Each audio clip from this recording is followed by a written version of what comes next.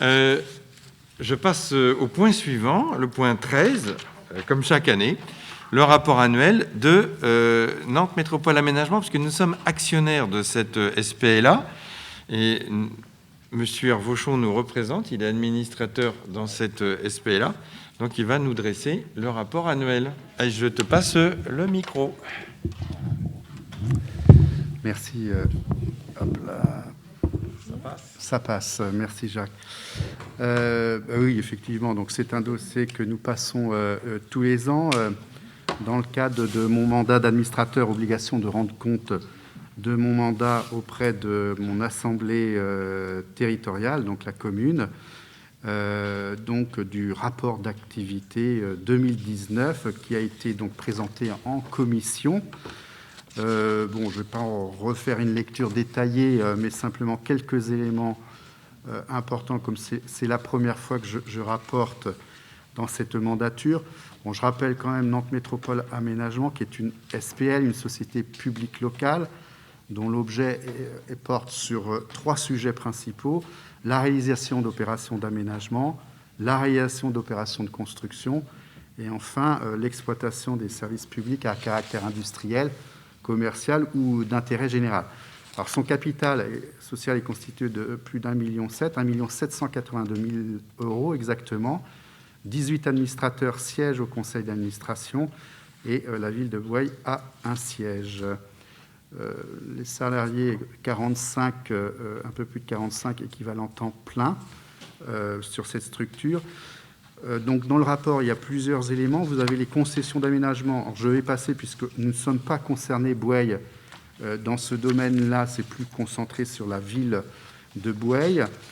Vous avez donc les éléments qui est relative aux concessions d'aménagement hors Nantes. Et donc, il y a une fiche opération hors Nantes, page 31, qui permet de résumer donc la concession que nous avons avec Nantes Métropole Aménagement sur la ZAC des Ormeaux, qui est un programme qui prévoit 470 logements.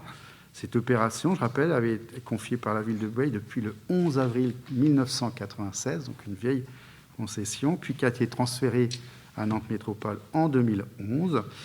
L'échéance envisagée est prévue au 31 décembre 2021. Aujourd'hui, donc, l'avancement des dépenses, nous avons quasiment fini. 96% des dépenses ont été réalisées en fin 2019. 2019 a été marqué par 2 réalisations dans cette ZAC: la finition des travaux de paysage et de réseau d'assainissement dans l'opération de Jardin de Gaïa et la vente du terrain à Urbatis.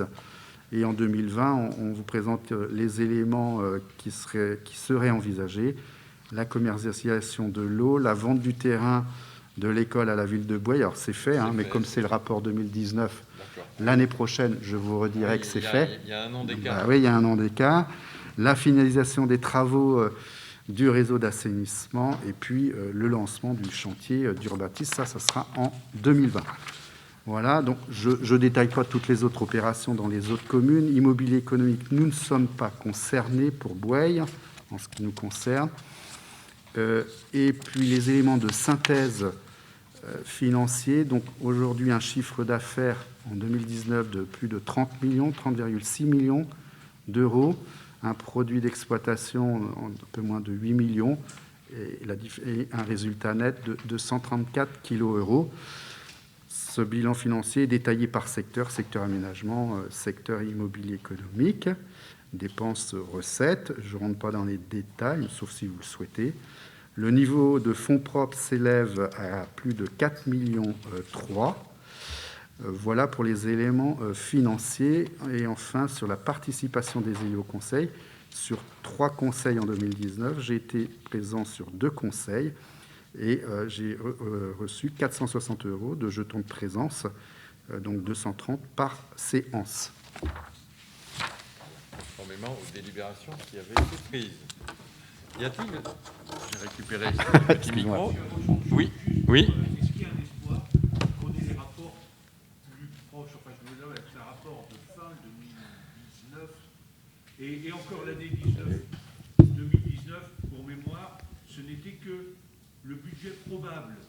Donc, c'est des choses qui ont dû surprendre peut-être d'autres conseillers dans le est-ce que ça va évoluer ou c'est toujours quasiment tanké, on aura toujours avec beaucoup de retard? Alors là, il y a eu un retard. À 2 mois près, on aurait eu un exercice 2019 complet, quoi. C'est ça que je veux dire. Oui, oui. Mais je suis d'accord avec vous, parce que on est déjà pratiquement terminé l'année 2020. Voilà. Alors, d'ores et déjà, ça sera plutôt l'année prochaine, puisque, pour être très, très franc avec vous, ce rapport aurait dû être présenté en commission précédente. Mais clairement, il y a eu un loupé. Voilà, donc il faut le présenter avant la fin de l'année. Bon, c'est fait. Mais donc déjà, on essaiera de présenter au moins en septembre, autour de septembre l'année prochaine, ce qui permettra d'éviter d'attendre au moins la fin de l'année.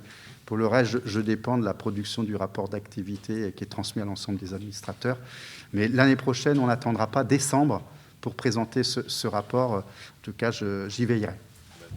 Merci. Y a-t-il d'autres questions?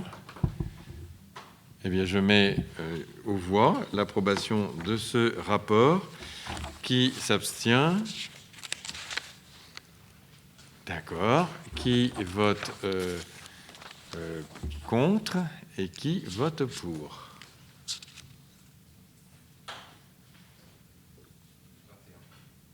21.